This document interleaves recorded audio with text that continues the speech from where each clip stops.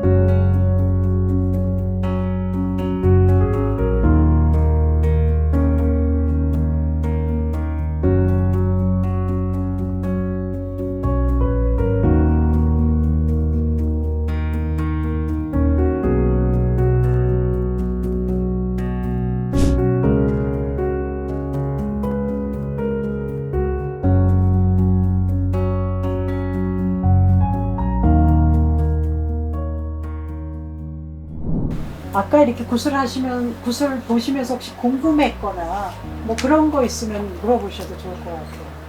아까 이제 특히 황해도 굿은 연풍을 돌아요. 춤을 추다가 오른쪽에서 왼쪽으로 도는데 여러분들이 이 황해도의 연풍은 모르면서 터키의 수피아 춤을 다 아시는 거예요. 이 연풍 도는 거는 뭐냐면은 오른손은 하늘을 상징하고 왼손은 땅을 상징하면서 그 중심에 내가 있는 거죠. 그래서 왼쪽으로 돌면서 오른쪽은 미래고 왼쪽은 과거예요. 그래서 저희가 춤을 추면서 왼쪽으로 도는 거는 과거의 신을 만나는 길이에요. 과거의 신으로 접속이 되는 거예요. 그러면서 공수가 머릿속에 이 집은 어떻다라는 공수가 새겨지는 거예요. 그래서 하냐 그러고 공수가 나오는 거거든요. 원풍 도는 게 그냥 도는 게 아니거든요. 그래서 황해도 굿에만 연풍 도는 게 있어요. 그래서 이 춤이 평상시는 어지러운데 구청에서는 10바퀴 100바퀴 돌아도 어지럽지가 않아요. 그 신명에 어울림으로 하기 때문에. 그래서 그런 것도 또 알아가시면 좋고, 아까 이렇게 구슬 보시면서 혹시 궁금했거나 뭐 그런 거 있으면 물어보셔도 좋을 것 같아요. 네. 숟갈 왜 7개예요? 일단은 칠성님, 북두 칠성님은 이제 별자리가 이제 7별자리인데, 그래서 그 상징적으로 7분의 숟가락을 거기다 꽂아 놓는 거죠. 그 칠성 내에다가. 그래서 실을 거기다가 감는 그런 의미입니다. 칠성님인 이유가 있는 건가요? 막 별도 되게 많고 하는데 뭐 북극성, 무슨 곰자리, 여기 유럽? 북유럽 쪽은 무슨 큰 곰자리가 막 그런 어떤 신령하고 정신이랑 연결된다고 하는데 의미가 그 큰 곰자리, 작은 자리에 동양 별자리로 치면은 그게 칠성님, 재성님의 별자리예요. 동양으로. 그래서 그게 서양의 별자리와 동양의 별자리를 비교해서 보시면 거기에 큰 곰자리가 있고 작은 곰자리가 있고. 그래서 칠성님은 농사의 신이기도 하지만 아까 설명해 주셨잖아요, 학자님이. 그런데 이제 특히나 다른 신도 신이 계시지만 우리 이 한민족에는 특히 이제 하늘의 별자리를 보면서 이렇게 특히 북북성 또 칠성님을 제일 우줄로 친 것 같아요. 그래서 칠성날은 하늘에서 조금이라도 빗방울이 떨어져요. 7월 7석도 있지 않아요? 네.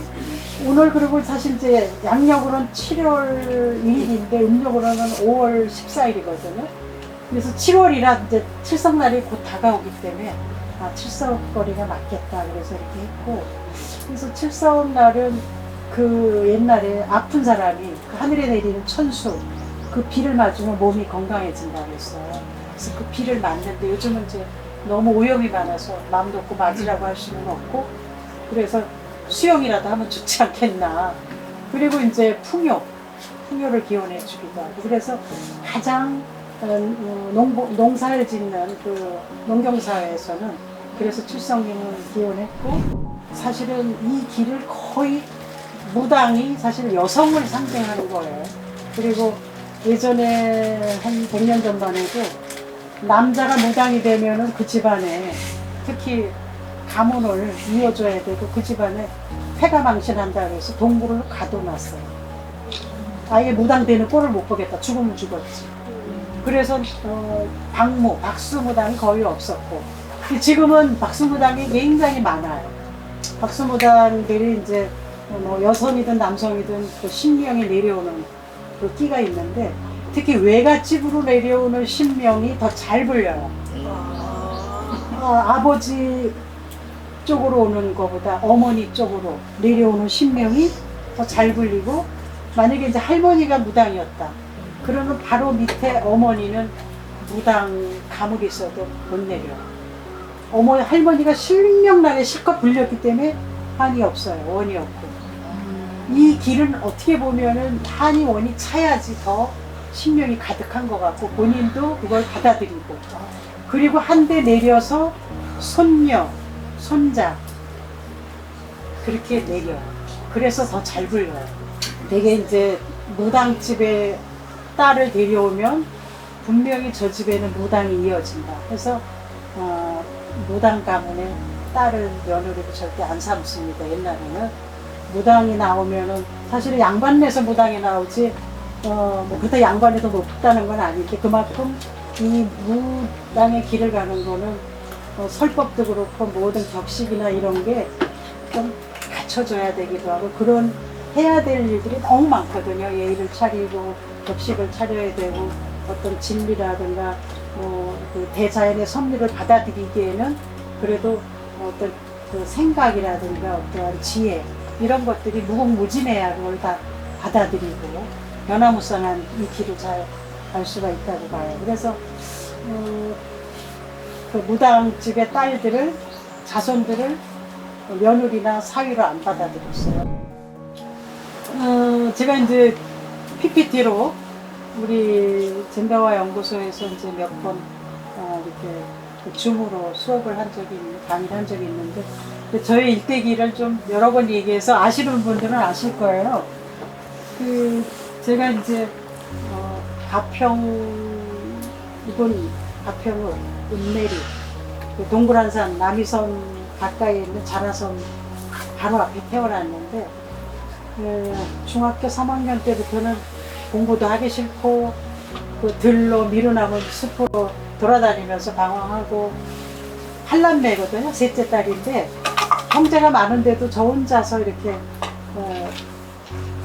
점심을 집에서 먹어도 되지만은 이만한 냄비에다 밥 넣고 짠무 넣고, 그리고 비닐봉지 들고 어디 숲에 가서 그걸 먹거나, 아니면 어디 비 오는 날 수습강 밭에 이렇게 비닐을 묶어놓고 그 안에 들어가서 그걸 먹거나, 그냥 조금 청승맞은 행동이겠죠? 근데 그러면서 저만의 공간, 어떤 숲이 굉장히 저를 뭔지 모르지만 이렇게 편안하게 해주고, 지금도 기도를 가면은 숲이 빽빽하게 나무가 이렇게 드리워져 있는 그 안에 들어가 있으면 너무 편안해요. 그래서 명상을 하고 기도할 때 이제 확 트인 공간도 좋지만, 저는 좀 암울한 그 20대 청년기를 보내서 그런지 뭔가 이렇게 감싸주는, 지금 이렇게 보면 마고 할머니, 삼신 할머니가 마치 그 감싸주는 것 같고, 며칠 전에는 비가 뚝뚝 오는 날 그래도 우산을 쓰고 이제 백사슬 계곡을 갔는데 이파리들이 이렇게 늘어져 있는데 한 이파리가 저를 이렇게 대화하는 듯이 저에게 말을 걸어오는 것처럼 그렇게 느껴지는 거예요. 자연이 하나의 어떤 손짓같이 하나의 손길로 느껴지고 그러니까 그 어떤 대화, 구원의 대화 이런 걸 했던 것 같고요. 거의 지금도 말이 많지는 않지만은 말 한마디 떼지 않는 그냥 제가 있었나 저런 애가 있었나 할 정도로 저는 조금 이렇게 침묵을 이렇게 많이 말 한마디 하지 않았던 것 같은데 그러던 사람이 이제 웅변학원도 하면서 먹고 살아야 되니까 그래서 웅변학원을 했는데 돈이 없으니까 이제 그 조그만 8평 되는 공간에 책상을 겨울에는 이제 겨울이나 여름이나 책상을 붙이고 거기서 한 4, 5년을 보낸 것 같아요. 그 밤에는 침실, 낮에는 아이들 가르치는 책상. 그러면서 김봉준 씨를 만났어요. 민족구태에 민중미술 하시는 분인데 홍익대를 나오셨고 그분이 이제 그 화가래요. 우리 집에 어떻게 오빠가 영화 연출, 감독 이런 데 이제 조금 뜻이 있었는데 우리 집에 놀러 왔다가 화가라고 그래서 그럼 저 그림 좀 가르쳐 주실 수 있어요? 그러니까 오라고 그래요. 근데 마침 거기 간 데가 공원사 윗자락에 그분의 작업실이 있는 거예요. 제가 이제 고등학교 또 재수 전당포에서 거기 밤을 지키면서 야간을 하면서 재수도 하고 했는데 이제 워낙 기본이 없으니까 떨어지고 떨어졌는데 재수하면서는 불교미술학과 전국대를 넣었거든요. 근데 거기 떨어졌는데 묘하게 간 게 그분의 작업실이 봉원사 뒤쪽에 만봉스님 화실 바로 위에요. 그래서 이제 그분이 한테 판화도 배우고 민중미술의 좀 맛을 좀 느끼고 그러면서 제가 이제 민미업의 회원으로도 활동하고 그랬는데 그분이 외국으로 전시를 떠나면서 거기를 비우게 됐는데 제가 이제 그러면 좀 배울 수 있게 해달라고 부탁을 했어요. 그랬더니 쾌히 받아들였는데 제가 그때 배우기 전에 한 10년 전까지만 해도 여성은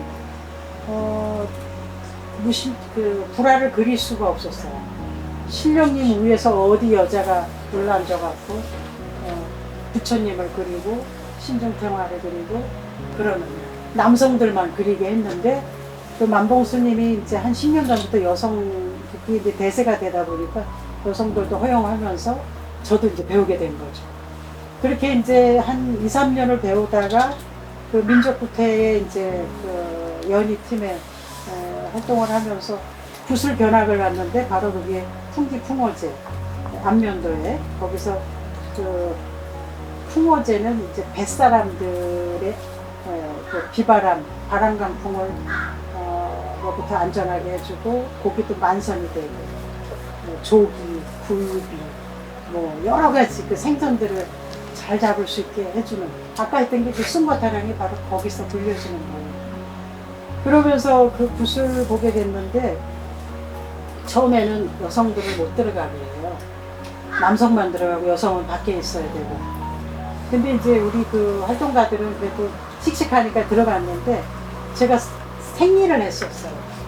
생리를 하면 더 불순하니까 들어오면 안 된다고 그래서 누가 뭐 그렇다고 저를 확인할 것도 아닌데 스스로가 부정할까봐 그러다가 선배한테 얘기했더니 괜찮아 들어와도 돼. 그래가지고 이제 하루는 담장 밖에서 보다가 이틀, 3일을 이제 같이 경험했고 근데 이제 제일 감동적인 거는 김동현 선생님이 주무가 됐는데 거기에 선주들이 다 그 상을 향해 엎드려 있고 그 만신이 일일이 그 선주들이 축원해 주는 거예요. 그래서 여성이 저렇게 당당하게 이 행사도 리더로서 진행하지만 그때는 왜냐하면 남성들이 다 집안에서도 그렇고 사회적으로 우월하고 남성의 어떤 시키는 대로 해야 되는 뭐 그런 사회였다면 그 공간에서는 그게 아닌 거예요. 진행하면서 그 남성들을 리더하라고 하는 그 모습이 너무 멋졌어요. 그래서 그렇게도 하는구나. 뭐 꼭 그래서 그런 건 아니지만 그때 들었던 그 축원 소리 때문에 제가 오늘날 이 속이 이끌려서 무당이 됐던 것 같아요. 그래서 지금은 이제 불화를 그리기보다는 조금 더 사고가 자유롭게 창작이 되고 제 사고가 거기에 들어갈 수 있고 제 마음이, 제 영성이 표현이 되는 무심도를 그리게 됐습니다. 그래서 그런 걸 하다 보니까 또 바느질도 하게 되고 염색도 하게 되고 지화도 빚고 종이도 접고. 그래서 아까 그 입었던 옷이 제가 이제 우리 가무산방에서도 같이 그런 염색도 이런 활동도 하고 우리 저기 김혜정 씨도 같이 활동을 하는데 그때 만들었던 옷들이에요. 그래서 조각 하나하나도 버리지 않고 그게 다 거기에 쓰임이 있고 그래서 저는 그리고 티끌도 잘 안 버리는 것 같아요. 언젠가 다 쓰임이 있거든요. 나중에 이제 좀 비움의 시간을 좀 가져야 되겠죠. 시간이 5분이 지났는데요. 마지막으로 한 분만 더 질문 받고 정리하도록 하겠습니다.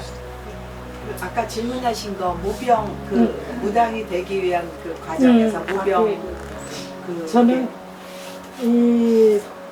제가 이제 그때는 그렇게 혼자 우울하고 그러다가 지독하게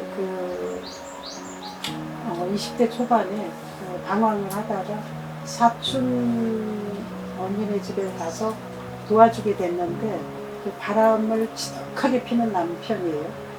그리고 그 젊은 여자를 만나서 결혼을 했는데 계속 그 바람기가 멈춰지지가 않으면서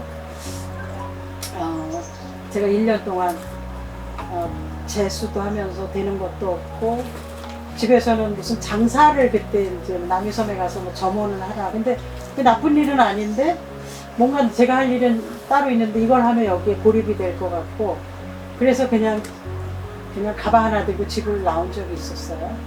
그랬는데 그 큰 집에서 그렇게 연결이 돼서 천안에서 한 1년 생활을 하는데 그 부부가 이제 싸움을 할 때 뭐 밥통을 던지고 문에 칼이 꽂히고 뭐 그거는 다반사예요. 그리고 심지어는 이제 저한테 미행을 시키는 거예요. 택시를 하나 잡게 해서.